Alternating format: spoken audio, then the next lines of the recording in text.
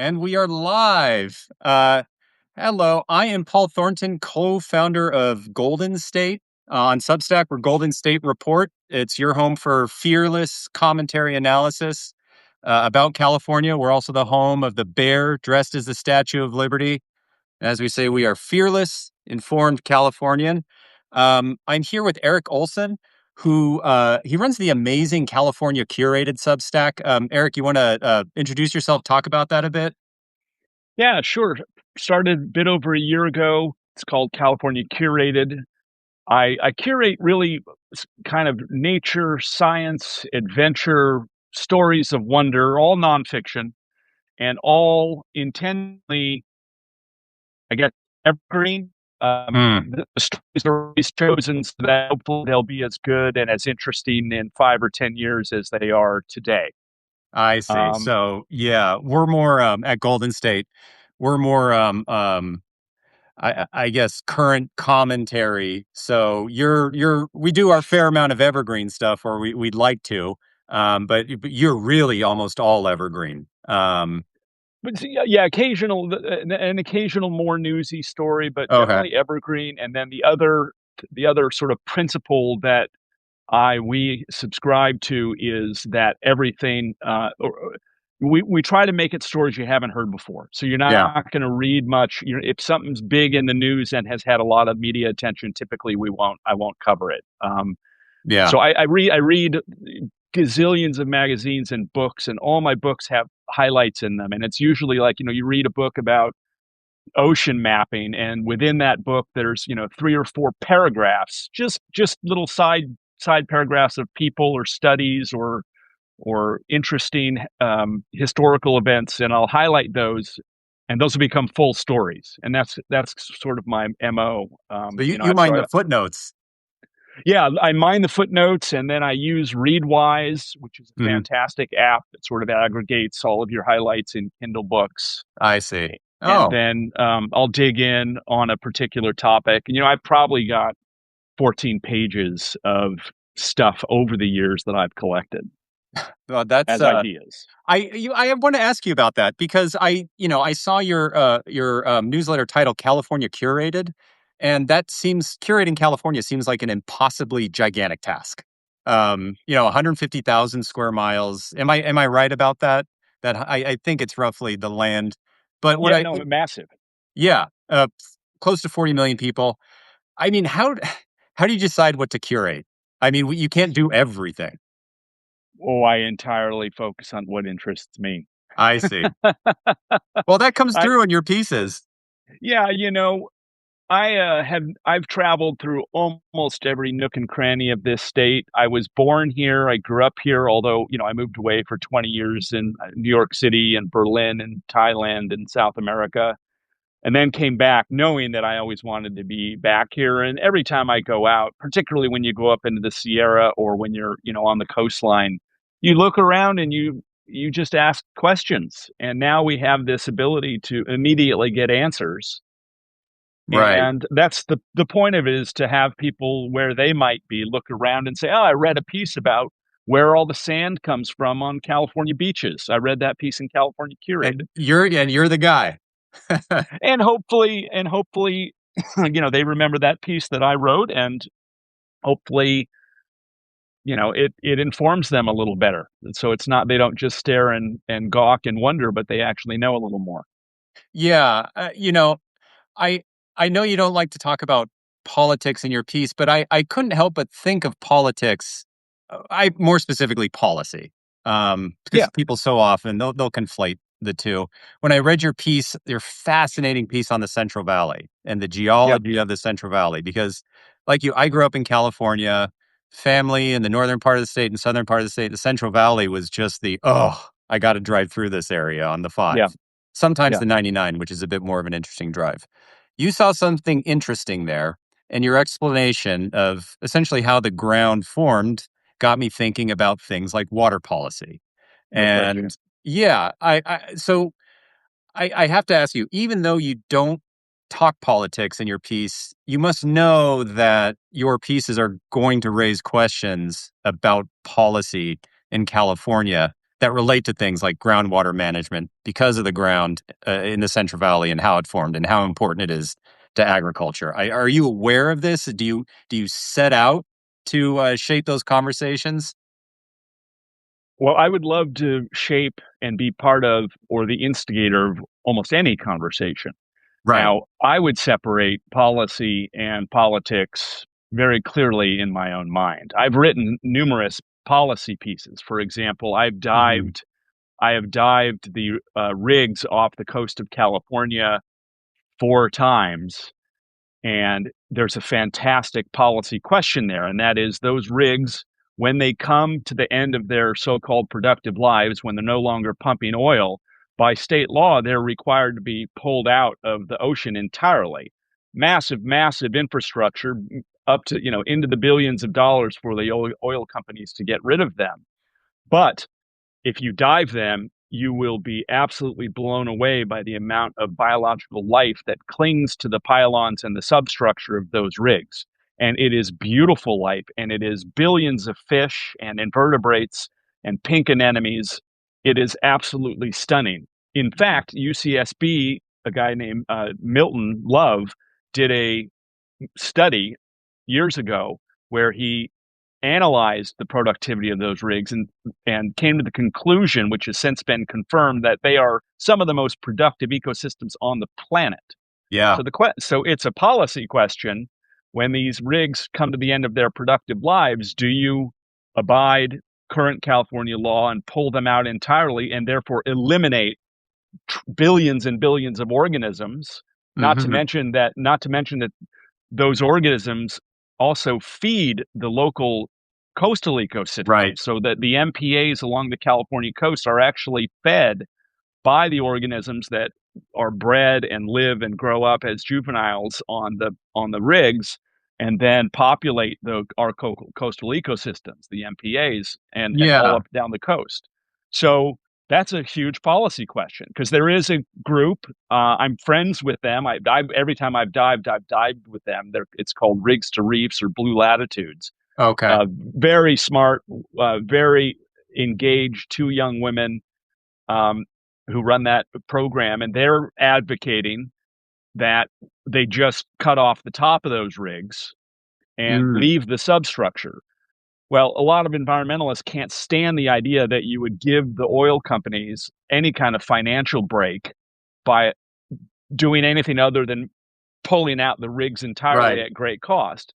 So, Right. there's a real conundrum. Do you kill billions of organisms, or do you stick it to the oil companies? Well, And, and yeah, so I, that's a I policy question. it's a policy question, and as an opinion journalist, I that provides all kinds of fodder for someone like me. That yes, um, clearly we're living with the effects of oil pumping, and as you pointed out at California Curated, Southern California was a major oil producer. Signal Yeah, Hill, the beaches. yeah, I for about 15 years, I was the letters editor at the LA yeah. Times, and people old enough to remember this would say they'd walk on the beaches near Santa Barbara, Summerlin, Long Beach, and you could see the asphalt bubbling up in some locations on the beach. It's how oil rich this area was. But the opinion journalist in me says, okay, we clearly it was a mistake to aggressively drill for oil. Um, Now that we're decommissioning those things, it's kind of a silver lining to leave it there. And yes, we shouldn't be pumping this stuff out of the ground. But if we're going to stop pumping it out of the ground and the structures beneath the water serve a purpose to help the marine life that was put in jeopardy by these industrial operations, it just sort of makes sense. You know, maybe Well, get over that meet the opinion journalist. That's what I would say. yeah, but Um, it is a very complicated issue. We don't have to go too deep on it, but I've been immersed in it for a long time. I did the first piece for the New York Times about it, right. which was both a video piece and a print piece in the paper. It's quite a bit more complicated, but just suffice to say that there is still a question of liability. And if you leave Yeah, that substructure in place, it still can leak, and there can be chemicals that leach into the that's water. fascinating. So there are still remaining issues. And the oil companies, my understanding is they don't want to be on the hook for any of it once they cut the tops off. So it Naturally. does. There are open issues, but I think they can be resolved. And if I had to choose a side, I would choose that we leave some of the substructures in place. And just quick note, this is up and it's a news item like today Okay. because the state just is getting through with its environmental analysis, and they're putting forth those two options to pull them out or leave a substructure. So we're in the middle of that debate like today. Um, how do you actually a reader had this question. Is there a way to access the rigs? How can a diver access the rigs themselves? Oh, there's a couple of outfitters that do it out of San Okay. Pedro and Long Beach.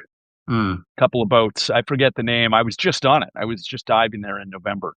Yeah, you're in the water a lot, I see, by your newsletter. It's the best. It's my it's I, if diving is one of the most magnificent experiences you can have as a human being. Hmm. Yeah, I know you have issues. I'm the only Norwegian who's not comfortable in water. Yeah. But I actually wanted to ask you that. You know, I want to ask you, what's the one wonder that you think people need to see or experience or know about California?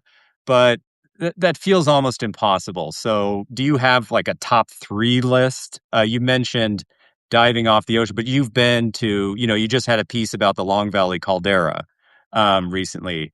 And I have to quibble with you. You called US 395 one of the most beautiful drives in California. It's one of the most stunning drives in the world. Yeah. It's Yeah. there's Yeah. I feel like there's nothing like that. So Oh, get it right next do, time.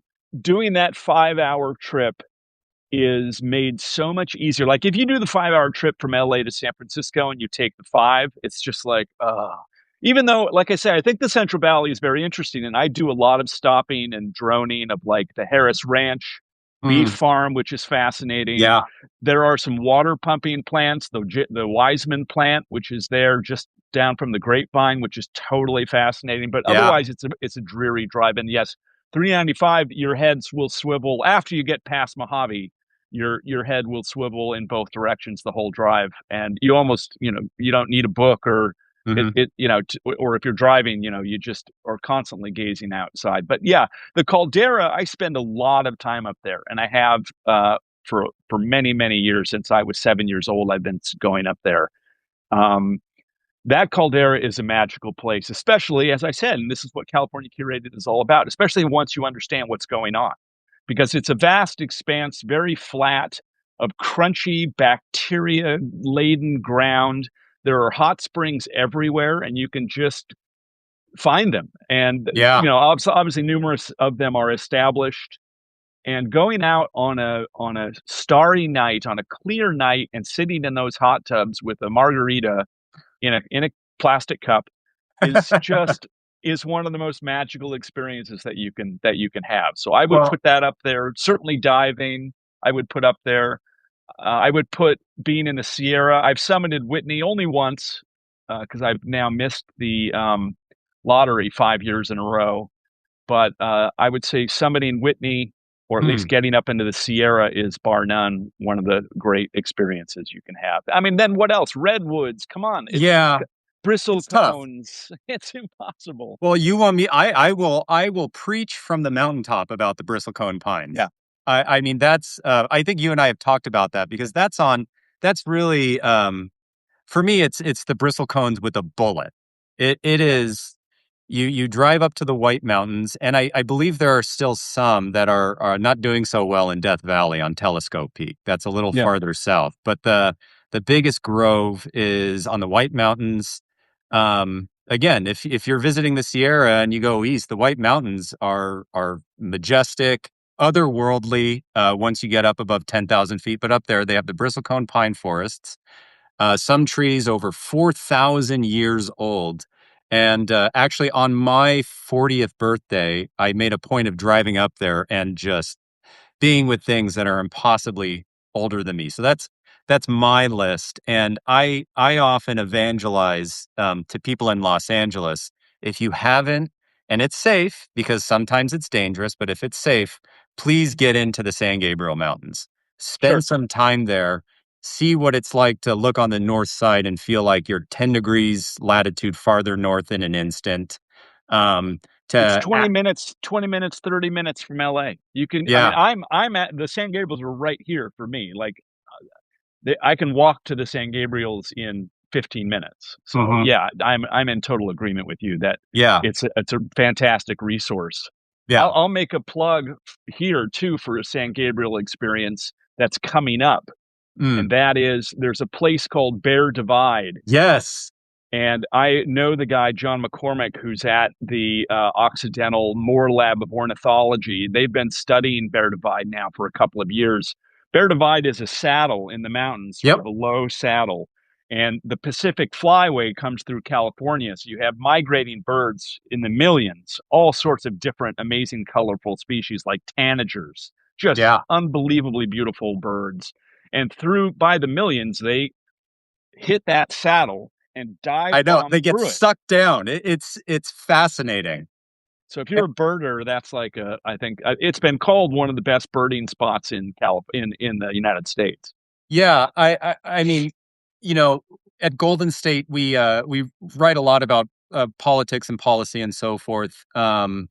Something that I've written about is actually federal management of the San Gabriel Mountains and how in the last year it seems to have changed. They recently they opened the Bridge Fire closure area, and the Bridge Fire was this 50,000 plus acre fire in the San Gabriels. And the Forest Service typical practice is to set a closure date and then incrementally push it back as needed to allow for nature to recover. And part of what fascinates me about the mountain ranges like the San Bernardinos and the San Gabriels, as opposed to the Sierra Nevada, the Sierra Nevada are majestic, but I evangelize for the local mountain ranges just because I actually know people who've come from Colorado and they say, oh, it looks dry and uninteresting. And it makes me pull my hair out.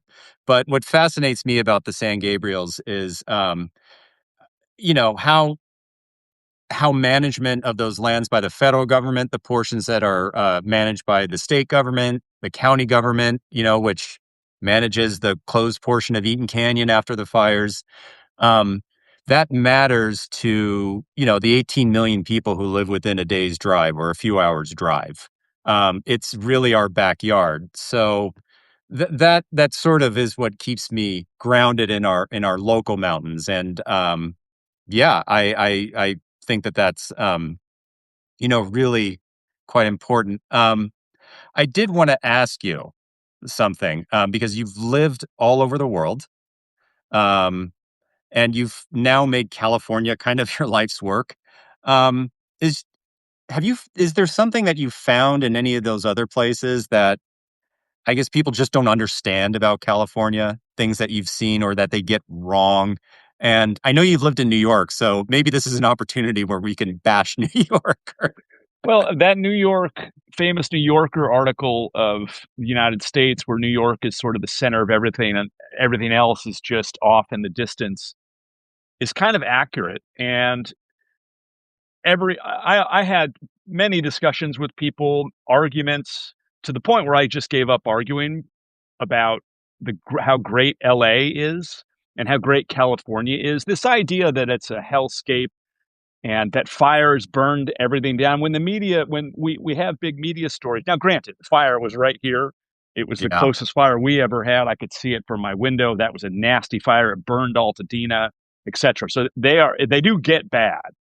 But oftentimes, when we have fires, the media portrays it as if the entire state is burning, not to mention traffic, not to mention all the other kind of silly stereotypes of California. And you know, I tell people that, look, there's no greater place on this planet. And that's why so many people want to come here. And that's why so many people live here. If you've got access, and I've never lived anywhere like where I live now. I spent 6 years in Seattle, and that's the closest thing to having beautiful, unbelievable ocean nature and then beautiful, unbelievable mountain nature.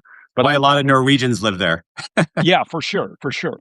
And but on top of that, we have deserts and forests, which are unmatched. Yeah. Now, granted, there's no question that if you put yourself on the 405 in the middle of the day, you're going to be frustrated, or the 101, right? Or the 5. Listen, I'm not arguing that traffic isn't bad, but if you work around it, it's it's at least it's tolerable. Yeah. But I've never lived any place that has so many different, really non-pareil, really superlative Yes. places, things to do, things to see, things to experience as California. Yeah, I actually have found in my writing when I was at the LA Times and now Golden State that people kind of universally agree, even a lot of people who like to bash California, that yeah, the natural wonders are pretty unmatched. But in my journalism, and I've written about this too, there's a difference between talking about this state just because you want to land some cheap shots and talking about California's problems because you want to fix them. So yes, we have a housing problem. Or It's a huge Schadenfreude. or Schadenfreude. Absolutely. You want to see us um you want to see us fail. That's the sense that I know plenty of people who've moved out of the state, and part of me thinks that they say that just to kind of justify the move in their own Yeah, minds. Um, I don't want to because bash they don't these want to people. pay the taxes. There's no question taxes are out of control here, But and then there are but a then lot they of go policy. somewhere else and they Yeah, realize that, "Oh my gosh, we have yeah, adjustable property taxes here. yeah, I didn't yeah, have yeah, that in California." yeah, yeah. But anyway, I think it's important to be clear-eyed about California's problems with the eye Yeah, on fixing them. So sure. talking about how, California has so many natural wonders, that's not boosterism. Um, I just think it kind of adds to the complexity of this state, which has problems. Like my colleague Mariel Garza, she wrote today in a piece where she implores Kamala Harris to run for governor, um, where she's talking about the job, and she says, "Yes, this state does have problems. Like we have chronic homelessness, wildfires, housing prices are out of control." So, yeah, that's. I sort of distinguish between the Schadenfreude, like you described it, the California bashing, and then recognizing that we have problems that we actually that are worth fixing. One question a reader had actually, we talked about the beach oil, and she was wondering, do you know if that oil on the beach is a result of drilling or if it's just occurring naturally? Maybe that's a future topic for Oh, it's California. both. It's It's both. It's both, seep. It's seep. But that what was it, 1971? I forget the exact date, but I think it was in the 70s, maybe a little earlier, when the oil spill happened off Santa Barbara, which I think right? some of the stuff you're talking about may even be residual from that, Oh, or really? and there have been some other spills up there. There's no denying that. But that spill, the big huge one, gave birth to Earth Day Yeah. and helped kick off a lot of the environmental movement in California. Yeah, So we had a that piece about that that mentioned that it's I just looked up our piece. It's the 69 Santa Barbara oil 69, spill. yeah, Yeah. yeah. Yeah, it's So go ahead, there's no sorry. denying. Well, there's no denying those things can be problematic. If California created, one of the other things about it is that for anybody who thinks I'm a rabid environmentalist or otherwise is wrong, because I also write a lot of stories that celebrate California's industrial past. So there's Mm. not just and California's industrial present.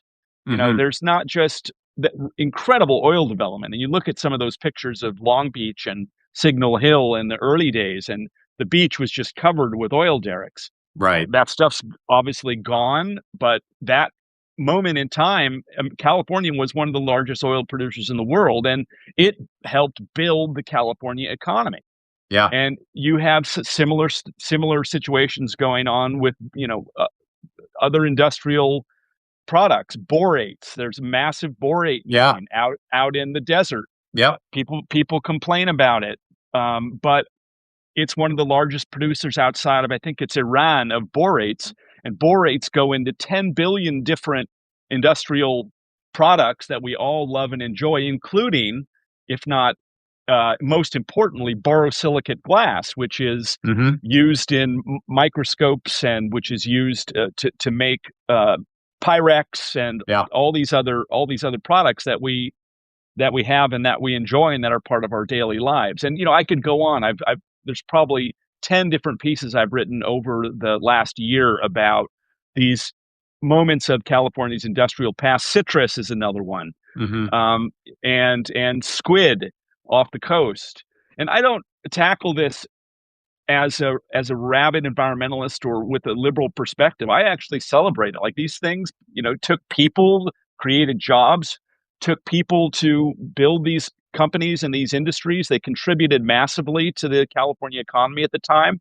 Do they reach as we were talking about the oil rigs, their end of their productive lives and things Hmm. change? They do. But I reject the idea that we should be so against industry, which we as on the left, I think people do tend to be very, very anti-industry, and I think you need to be more case by case. I don't want oil spills. There's no question. I wouldn't mind if we did not ramp up oil drilling again in this state, which is something that I understand the Trump administration wants to do, and Newsom is, and most of us are rabidly against it.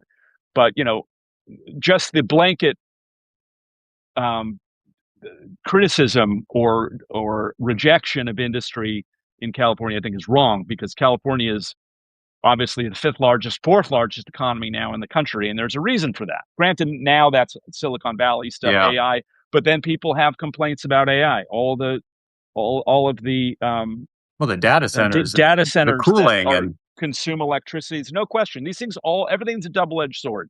yeah, But I'm not there to judge for yeah, most of the stuff that I write. I'm yeah. just there to tell you what happened.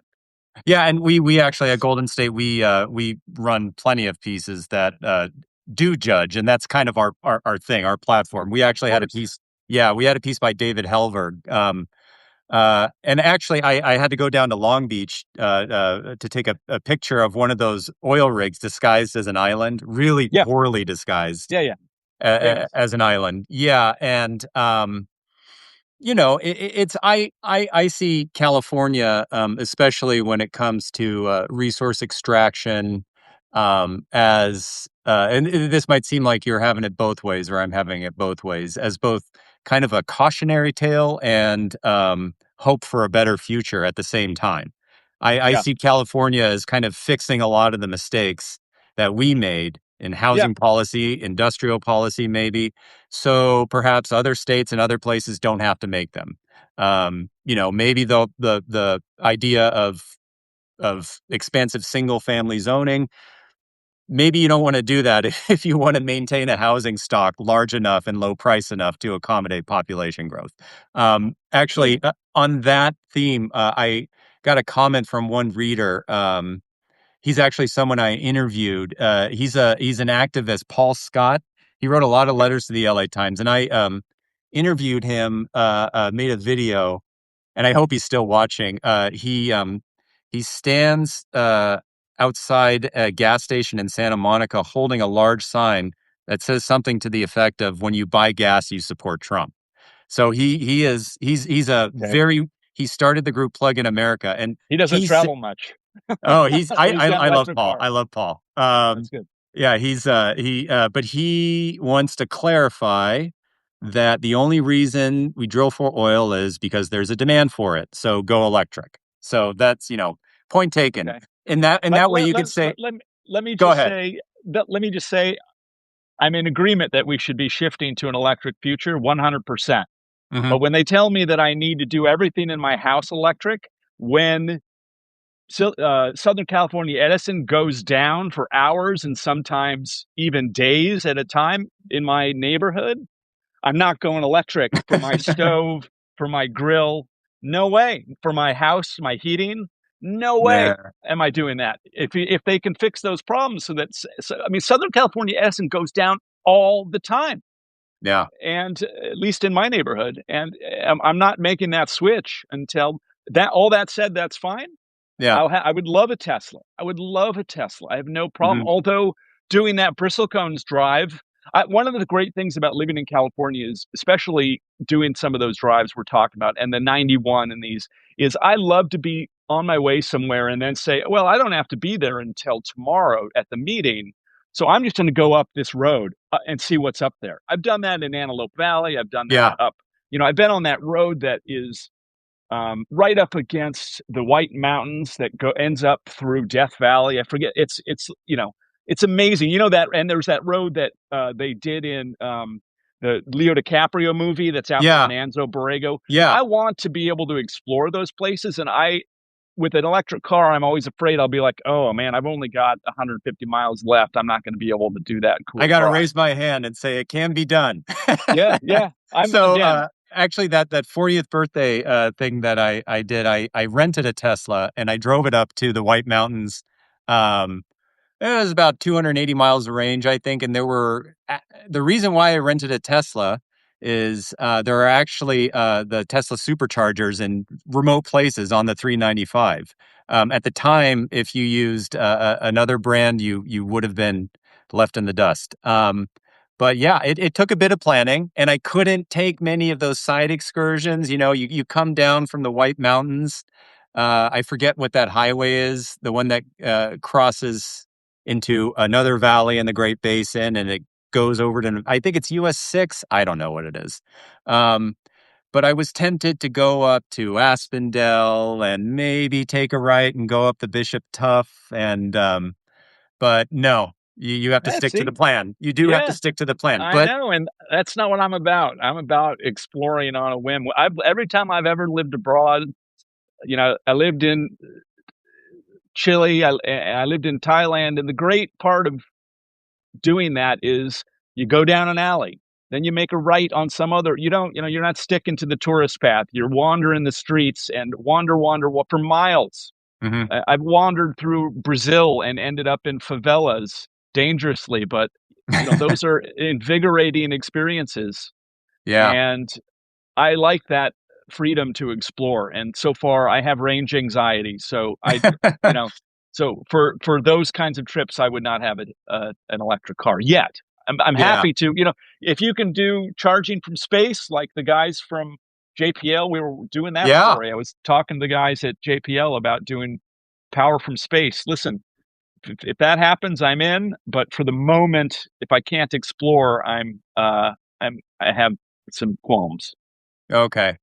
So that sounds like a good piece for Golden State to Oh, talk good. about to talk about what's holding people back with electric cars. You talk about exploring California and needing to go um, just take the side road, and Yep. I'm with you on that. I One of the first things I did after I left the Los Angeles Times was I drove out to New Mexico and I stopped in Amboy. Do you know Amboy? Oh, That yeah. Yeah, I had to see it. Drove through northern Arizona, basically did a walkabout. Um, but part of the reason why I did that is I want to get a sense of the different regions of California, and maybe this is too broad of a question to ask, but you've been to all corners of the state. How do you conceptualize it geographically? Its sections. How do you divide it? Because I was listening to an NPR broadcast the other day about the avalanche by Lake Tahoe, which is a Yep. very tragic Crazy. story. Oh, my Yeah, God. I can't imagine being a rescuer It tore knowing what my they're. heart out. Yeah, Six moms. Holy it's love terrible. God. It But just, ugh. the way they introduced it was there was an avalanche in the mountains of Northern California. And I Oh, just thought, can't you be more specific than that? So yeah. I guess, do you have a guide to how to conceptualize the regions of California that's not just Northern and Southern California? I mean, I think of Southern Sierra, Eastern Sierra, the lower San Joaquin Valley where the Tulare Lake was, the northern. I mean, it's all, I can get pretty granular. I, Is I there a would way? I do that too. I don't know of one. Again, I probably think of ecosystems. Yeah, yeah, I think of mountains. Even within our San Gabriels, as you and I were talking, there's four different microclimates just right yeah. here in the San Gabriels. I don't differentiate those, but mountain, forest, beach, desert. is kind Yeah. of how I do it. And then there are these magnificent river systems up in the north, Yeah. that are unbelievable. And then, to say a forest like we have a conifer forest here, and to compare that to the redwoods or the sequoias is you can't, No. you can't do it. But I have to stop somewhere where I'm sort of grouping, where I need to group things together. So I Yeah. would do it that way. Yeah, I guess I see the value of the Northern California, Southern California. It's the Bay Area and then Los Angeles and San Diego. Right. But I've actually tried to start adopting a sort of a geographic sense of place that has to do with watersheds. What watershed Oh, am I good in? idea. Yeah, and that's so right now I believe I'm on the Rio Hondo watershed because the San Gabriel Wash close to where I live. Anyway, that's how I've started conceptually because there are even watersheds in the desert where there appears to be no water. The Um Arroyo Seco is right here. yeah, I can. It takes me 7 minutes to walk to the Arroyo Seco. yeah. And then from there you can start to see how everything is kind of interconnected in that way. I Sure. found that conceptualizing my sense of place in terms of watersheds um, gives me a different way of thinking about policy. Mm. You and I actually talked about this before. How it's tragic. And this is something that I've written about previously. That like the bristlecone pines, which have survived for thousands of years Mm. and have eked out a meager existence largely because they are away from other life forms. They survive where few other things can survive for that long. And very, very slow growing, and Extremely slow. they have the genetics that Yeah. they create a wood that's very difficult for insects. Resinous. Yeah. Resinous bark, resinous wood that's very difficult to penetrate. Yeah. But if something as remote as that faces a questionable future, as a result of human activity in places like cities. Because those, the bristlecone pines are not endangered yet, but there are concerns about bark beetle infestations Right. in trees that normally have been able to resist them, about encroachment from other species that will outcompete them if they establish and over time make them die. So I see that as if something as remote and as long lasting as something like the redwoods or the giant sequoia or the bristlecone pines in the last 200 years are starting to teeter, then that says something about the way we're living in cities, even though we're so far away. So I don't know how the watershed thing connects there, but I find the watershed sense of geography kind of a useful way of conceptualizing Yeah. different regions of California and I guess people's place. I'm Well, getting a little weird here. I like. Well, I'll just bring it around a little bit to say I like that idea a lot of the connectivity of these systems, Yeah, and that's a fantastic way to think about it. And Alexander von Humboldt was one of the yeah, earliest writers of this whole idea yeah. of ecosystems and the connectivity of ecosystems, and that things impact. The Venn diagram overlap of how things impact is very deep. But sort of a modern apostle of that way of thinking is a guy named Obi Kaufman, Yeah. who's one of the big writers now, doing these field atlases that do exactly what you're saying, and it takes on these ecosystems, explains them with the most fabulous art you've ever seen. He's obviously a genius, a savant of some kind.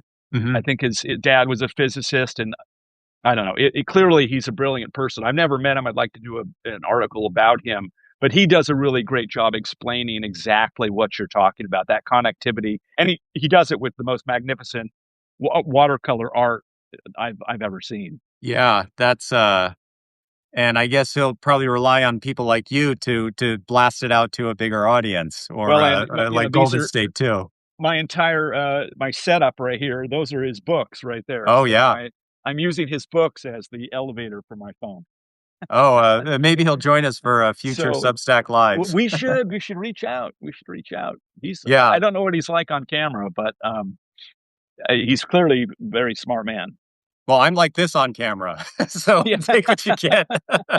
No, So, I it's mean, you mentioned Obi Kaufman. Is there anything else that you're doing right now that you have your eye on? What's the next thing that you want to explain to your readers? If you don't want to disclose, of course, what you're no, working no, on, no, but no problem. First of all, as I explained, I have many, many stories yeah, that are in a document. Lately, I've been really trying to because so my origin story is that I am a video journalist from I was 10 years at the New York Times and 10 years with or a couple of years with Quartz. I was with ABC News. So, but I've also always written. I wrote in college. I wrote at the Seattle Weekly in Seattle, et cetera, et cetera. But I really like visual journalism. I really like telling stories visually yeah, and really with an artistic eye. Like I take a lot of time to establish my shots and a cinematographer's eye to really. I've got great equipment. It's all high. It's all very professional, and I did it for so long. yeah, Um, so I've been trying to come up with stories now where I can then add a visual component to it. I can go out and shoot it.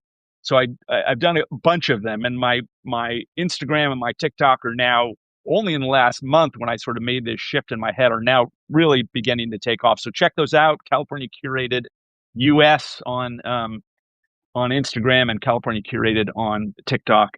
Um, and so I'm thinking more about not only can I write this story, but can I also tell the story visually? mm, But but so right now, the big story I have that I've been working on for like 2 weeks, and I'm waiting on imagery from MBARI, the Monterey Bay Aquarium Research Institute, who I've worked with. They're one of the great oceanographic, engineering, oceanographic exploration institutions in the world, and they're yeah, right up in a place called Moss Landing between Santa Cruz and Monterey. And Moss Landing is exactly where the Monterey Canyon comes and meets the shore in California. And the Monterey Canyon is, again, one of those places of just unbelievable wonder. It's one of the largest marine canyons on the planet. It's as big as the Grand Canyon, goes yeah, hundreds of miles offshore, very, very deep, 3,000 meters, I think, or more than that. And MBARI is perfectly situated to explore that region. So you get all the different levels of oceanographic ecosystem, surface, twilight zone, even not quite Hadal zone, because that's like Mariana's Trench, but midnight zone. Um, so my and fabulous people, real pioneers in ocean exploration that are there, mhm, and they're very focused on engineering. So as opposed to Hui, which is kind of more a little more science stuff, MBARI builds these systems that go into the not that Hui yeah, doesn't, the Woods Hole on the East Coast, but this is really the premier oceanographic institution. Scripps mm, is too. Scripps is up there, but MBARI particularly fascinates me. So I've got a long, and I'm trying to figure out how to cut it, I piece see. on MBARI that I'm writing, and That's fascinating. yeah. I mean that actually, because I you mentioned Moss Landing, and my father, who now lives in Montana, so he's a California exile. um, Oh, yeah, he left, but he lived in for the longest time. Do you know the little town Prunedale? It's outside Salinas. And okay. front it's a I know hilly that area. area. Sure. They call it Prune-tucky. Okay. It's, no knock on Kentucky or anything, but from his house, you could see Moss Landing, the giant Okay. stacks there. And, I no longer eat fish, but back when I did, I worked up the bravery because I'm not a big fan of being on boats, to go salmon fishing with him in the Monterey Bay. And what Cool. fascinated me is you go out on the bay, and he had one of those very early water penetrating radars, where you could tell how deep you were, and it'd be 20, 30 feet deep, Be and sonar. suddenly there would be a drop, and Yeah. that frightened me more than Yeah. anything. And I just developed this a childlike, well, it was a child's a picture of this underwater kind of Grand Canyon thing. And you think I want to go down there. Me, I think, oh, I got to stay away from that area. Yeah, I But have it's a no such fascinating. problem. Oh I yeah. wrote a piece about how we need to. So MBARI and the other oceanographic institutions on the California coast are all AUV and ROV systems, remotely operated vehicles, basically, or autonomous vehicles. So it's Yeah. robots, sending robots down. And I've been in a sub 3 times, once down to 2,000 feet.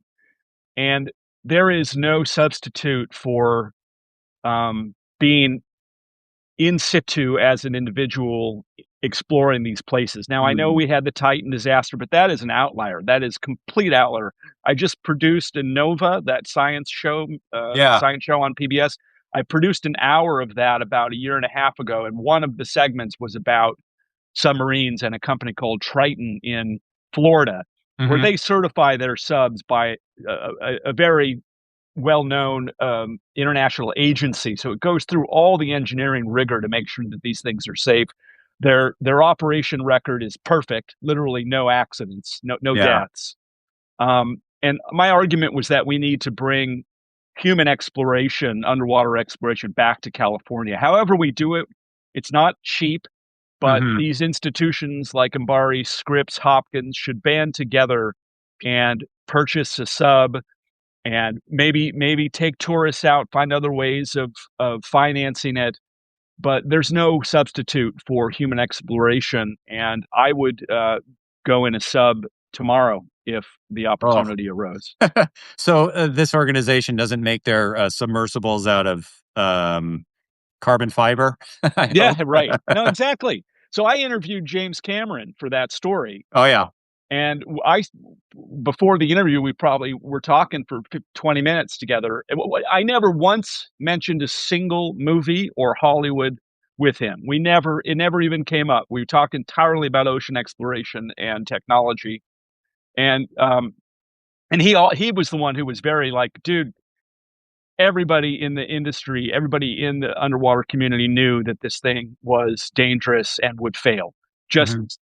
because it was made out of carbon fiber, which, as you know, carbon fiber doesn't compress. Hmm. So all of these subs that I'm talking about are typically steel or titanium spheres, Hmm. or acrylic, which also has an incredible. It actually gets stronger as it compresses. Years ago, I actually I visited the old McDonnell Douglas, excuse me, Douglas, then McDonnell Douglas, then Boeing factory in Long Yeah, Beach, and they were building the final Boeing 717 on the assembly line. And to get to your point about industry, it was kind of a depressing sight. This giant factory that was dark in these cavernous corners. There were lines on the ground to guide bicycles, which spoke to a much busier time. And there was this one small plane in the corner with lights shining on it that was about to be finished, delivered, and then the factory would be closed. Anyway, um, I asked one of the guys who was, I believe he was in charge of the line, about carbon fiber, and he spoke to the wonders at the time of how it can handle expansion, compression. yeah. Yeah, No, the and opposite of compression. Yeah. so when you were talking about, well, actually, when that whole thing happened, I thought of my time in Long Beach as a journalist, talking to some airplane assembly worker about carbon fiber, even though the plane wasn't made out of carbon fiber. He just mentioned it. Um, yeah, I. And of course, that's another one of those industries that Mhm. California was built on, Yeah, aerospace, which, as you say, went through a period of decline and degradation and job loss, but now feeds the California space industry, which is unparalleled. yeah, Engineers, know-how, facilities, technologies. If you go down to El Segundo now, or around SpaceX and Hawthorne, those places are vibrant new industrial areas that are building the future. yeah. Whether you I like actually. Elon or not, I don't care. That's not my. Oh, That's again, but you can't deny that that's happening, and that's yeah. again. There's something about the California spirit that's part of that is allowing that to happen, and I think it's kind of magnificent. But there are others who disagree. No, it's really interesting. I actually the Los Angeles Times was it is headquartered in El Segundo, Oh and yeah, yeah. I've So been my there. last day at the LA Times, I drove away from El Segundo, and you could kind of read, anyone watching can read about the circumstances at the LA Times that more or less resulted in the creation of Golden State. Both my co-founder Mario Garza and I, we started It's a Golden State. disaster. I think the LA Times reporters are doing such great work. If you want to talk about California industry, the newspaper industry in Southern California, once this vibrant, really interesting, cutthroat business is it's floundering a bit. And Golden State was kind of born out of that. But when you mention El Segundo, I know it's a center of aerospace and so forth, defense contracting. The Raytheon building was close to the LA Times. I drive by Hawthorne and or take the Green Line. Excuse me, I think it's the J line now, or is it the C line? I don't know. And you'd see the rocket outside the Yeah, SpaceX headquarters in Hawthorne. It is yeah, fascinating. It just, when you say El Segundo, it carries a different meaning for me. yeah. Well, but down near the beach too, you've got Onderil and Hmm. the one that's flinging the satellites into space with Yeah. the trebuchet. It is entrepreneurially alive, and Hmm. technologies are being developed there, whether you like them or not. Drones that kill people, that's not great, but there's plenty of other stuff that's happening down there. It's a renaissance for Yeah. American aerospace technology. And again, I think it's to be celebrated. I Hmm. think the decline of the Los Angeles Times is one of the worst. Look, we could get, You could ask me about that. well, I don't have, any, my opinions are that they blew it. Like, they had a chance, and it was that their implementation of technology. I don't think it was a reporting issue. It was a interface technology issue that Yeah. they didn't do what the New York Times did. New York Times totally brought in real technology people to build out their systems, and that's why they hit $70 a share today, up from 4. You know, Wow. Yeah. so I, I, the I LA mean, Times could have been that, but they made you guys, Patrick made a lot of mistakes. I don't know. I wasn't there, yeah. so that's a I, different I, topic. I was there since 2005, and I think that's when the financial decline really took off in haste. Um, there were Sure. cuts and there was no coming back Oh from yeah. those cuts, Oh and yeah. Maybe that's true. things, and there were always this talk about reinvention and finding ways to make ourselves relevant with readers, while the executives they were driven by share prices. Then the I LA know. Times was sold to Yeah, a private equity investor, taken I private, remember. bankruptcy. It's all sorts of, and the newspaper I left, I remember, I was in the opinion section, and the opinion section is, unfortunately, they still have some editors and columnists there who are doing great work, but it's a lot smaller. It's a shell of itself. The editorial board, which my colleague Mario used to serve as editor of, it does not function. It does not exist anymore. Um, it's Anyway, lots of issues, and of course financial issues, etc. But he came in with a billion plus billions. dollars and didn't turn it around. And I just think that 40% of that, 50% of that was he didn't understand, or the people that he hired didn't understand technology and how to use it in such a way to reach people properly. The interface of the paper is a nightmare. What's that big blob of video at the top of the paper now that you go to? It's nonsense. It's a waste of space.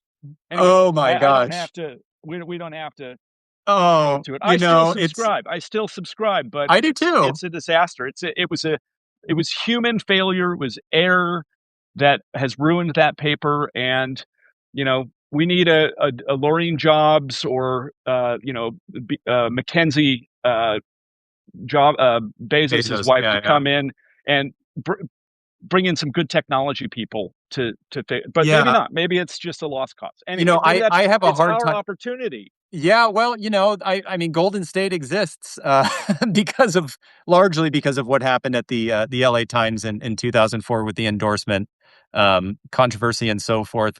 we're pursuing a nonprofit model right now. So we don't have billionaire backers or anything. So I guess you could call it the NPR type It's a model. great publication. I'm It's reading it we're now, working hard. and I will read it when it comes through, which is more than I can say for about 80% of the newsletters that I get on Substack. I actually, and I make time for your newsletter, Well, thank you. too. And I have to say, I'm actually not the best newsletter person. I I go to your site and look for the articles. I don't sign up to get the emails because my inbox is slammed. So Any way you read it, that's great. yeah. I do both with yours. I do both. That's one of the I applaud Substack. I think they've built a Mhm. very accessible, and again, this is technology driven. They understand interface, Yeah. they understand interface, and that is the low hanging fruit of building a media property interface.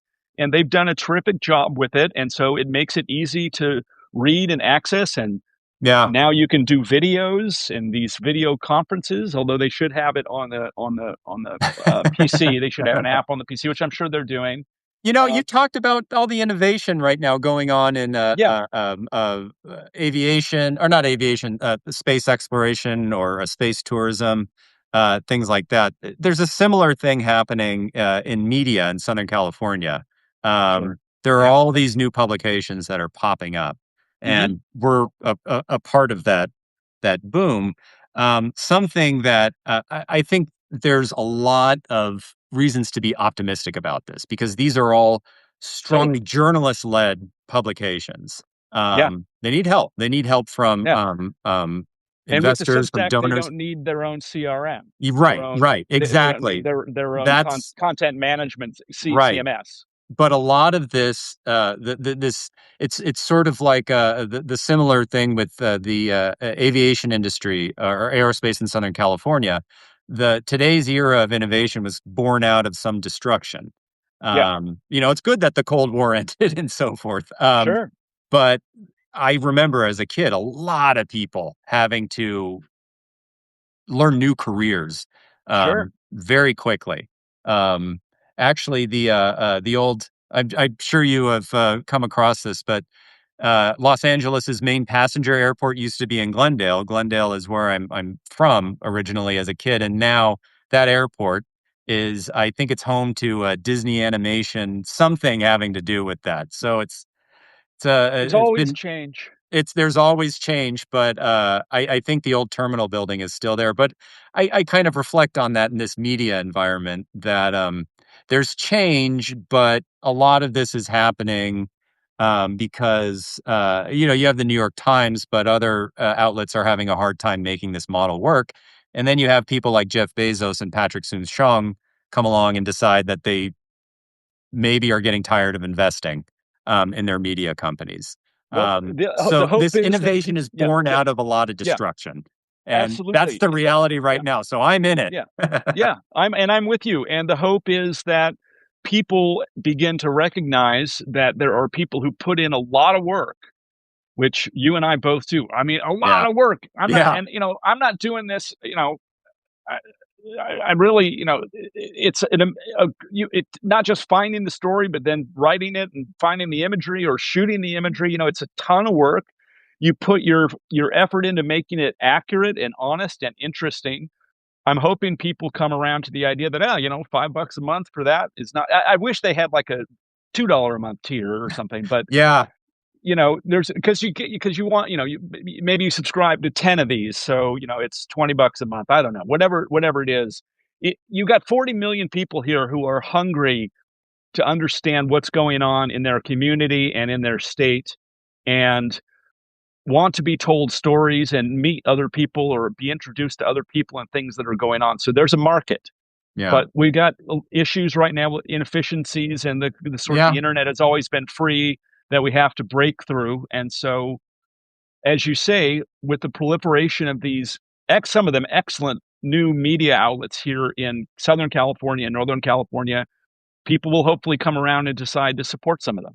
Yeah. Though I will say, I mean, I find when I'm doing research for things that I'm working on, still the LA Times with their reporters, especially on things like local government accountability, investigations, Yeah, that's hard to do. the fires. I mean, my Yeah, God, they still knock it out of the park yeah, in it's in true. so much of that. Yeah, And I am Rosanna Shia.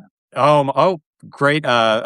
Did she win the Pulitzer or was she a No, finalist? I think she was a finalist, but that was, Yeah, she does a lot of excellent yeah, coastal reporting, and I read her book, and I thought yeah. it was good, really good. Yeah, I've seen it pretty much every time I've been up at Romans, but I've never picked it up, and shame on me for that. Because, I'm a former LA Times journalist. I don't have that much money to spend on. It's just Kindle, and then that a perfect example of one of those books we were talking about earlier, where I get my ideas for stories. A book like hers is, there's probably 40 different paragraphs or pages that I've selected and then made the note. This is a great California curated story about the development of the coast. I wrote one about the California Coastal Commission directly out of reading her books. So anyway, it's a great resource to help you understand what's going on the coast and with climate change and coastal erosion, and Yeah. let alone the DDT that, or at least all the Oh my gosh. industrial substances that were dumped off Catalina. Yeah, that was actually I that was one of the few stories that I was truly shocked by Yeah, when I first weren't we read it all? about the DDT barrels. Yeah, that's and it was done because very smart, hardworking journalists at the LA Times had the backing of our employer to go do it, and that's Yeah, we still need that. But yeah, yeah. it's an exciting time in media, and hopefully, you and I both have a long future in this form. We'll see. I'm going to keep churning it out, and if it gets to a point, which hopefully it will, where it's sort of self-sustaining, I'll keep doing it. And I've got a Yeah, couple of people that are interested in working with me, good. which I might bring them in, and but I don't want anybody to have to work for free. So Yeah, yeah, that's what we're hoping, that we get some growth, some yeah, financial growth out of it. But yeah, thank goodness that there are so many of us that are curious, passionate, interested, and also have skills and talent to bring those yeah. stories to life, and to bring them to the people. Yeah, I actually something that we're focusing on right now is, and we will be focusing a lot more on is, it's a very important midterm election in Oh yeah, California, and my colleague Mario, as the editorials editor, oversaw the LA Times's day-to-day editorial board operations, and one of those things was the endorsements and the yeah. endorsements that they would do. Yes, there was the presidential endorsement, obviously, that went away in 2024, but also judges and community college board members and all these other things that I heard from people. They would say that before they voted, they would look at the endorsements of the LA Times editorial board. And those editorial board members got those candidates that few other people interviewed into a room, quizzed them, got to know them, and wrote some very informed, very well reported. That's the thing about these things. They're very well reported. A lot of research and a lot of time goes into them. And now the LA Times, without a functioning editorial board, I don't know what their plans for opinion election coverage are, but at Golden State, we see an opportunity, I think, to bring some of that to our coverage, to make it very kind of utilitarian, especially on races that you're just not going to get a lot of coverage. So that's It's kind of our important. opportunity. Yeah, It's important, and that is a great goal. And you guys both come from vast experience in the realm, yeah, in that industry, so you have the talent and the know-how, so people can trust you. And I will regularly be reading the newsletter and the site, because I think we all need it, and I likewise. hope other people do too. Yeah, It's like one of the things that always blows me away talking to people, particularly on the right, is when they talk about, for example, the New York Times, where I was, that, oh, mhm. you're making this up, or oh, you missed this story. And I just say, no good reporter ever misses a good story. So, no one's ignoring, like intentionally ignoring something for No. politics. And the other thing about working in journalism for as long as we both have, one of the worst things that you could possibly do when you're writing something is get it wrong. Oh, Nobody I want to gets fall on anything my wrong sword. intentionally. Come on. Running Yeah. I've had maybe two in my career at the New York Times where they put a correction at the bottom of the article, on the online after, it's gone through and someone said, "Oh, it's actually not the University of Southern Florida, it's the University of Florida Southern." And they put a correction, and you for days you pull I your know. hair out and you're filled with angst because you got something wrong. And people don't Yeah. understand that all journalists, well, most journalists, particularly with premier institutions, are that Mhm. way. Nobody wants to get something wrong. Nobody intentionally gets something wrong. It's No, absurd to think otherwise. it's almost like I hear that, and when I hear people go off on the media, the dishonest media, fake media, and so forth, I just think of, that's akin. And I'm not saying that those bad actors in media don't exist. I mean, they're Oh about yeah. those bad Oh, actors there's because the millions of media them. has written about them, has Yeah. reported them. But I think of, that's akin to accusing a surgeon on the operating room table of cutting someone's vein right on the table. It's malpractice. Yeah. And, in opinion journalism, which is my corner of journalism, Golden State's corner, we kind of see a premium. We want to emphasize the fact that, yes, there are opinions, but the opinions worth reading are based on reporting and facts. Yeah. You Yeah. can't make your crap up. That's the thing. It's an Yeah. opinion, but that does not mean you just get to say whatever the hell you want, um, if it contravenes the facts. So that's hence the what we say, fearless and informed. That's the That's great. idea. There's plenty Got of to get a coffee opinion. mug. There's not much informed opinion. And with you, I mean, I feel like I read California Curated, and it's I feel like I've traveled all over the state like you, and I learn something every time. So, Oh, that's great. Thank you. yeah. I hope other people So, feel the same way. well, I think we've taken up way too much of people's times, but man, we could talk That for a was fun. while, Eric. Yeah. Well, let's do it again. Let's do it again. I'll Yeah. host you on one of mine. That'd be All great. right. Well, I next time I'm always looking for stories to write about, especially the San Gabriel Mountains. Something that I really am following are just the dramatic ecological changes that are ongoing right now and that are very fast and very kind of scary.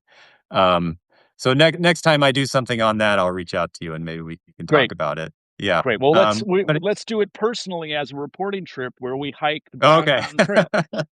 Yeah, I borrow your drone. Yeah. All right, Eric, thank you so much. Thanks to Paul, the thanks for having me. readers. Yeah, Yeah, thank you. We got a couple of them. we I'm got a couple pretty dozen. grateful. I am But grateful. we'll Subscribe to California Curated and Golden State Report and on Golden Substack. State. Yeah, Find yeah. us also on golden-state.org. Yeah. Um, this video I'm going to post on our YouTube channel, the Golden State Report YouTube channel, so you can find it there. It'll also be on Substack if you want to watch later. Um, Eric, you do with the video with what you will. So, Yeah. I'll post it. It's great. It all was right. fun. All right. I always have a pleasure talking about California's nature and people and history. And thanks, Eric. Absolutely. Okay. All Thank right. you. And I'm going thanks to end this. everybody for showing up. Bye. Thanks, Bye. readers.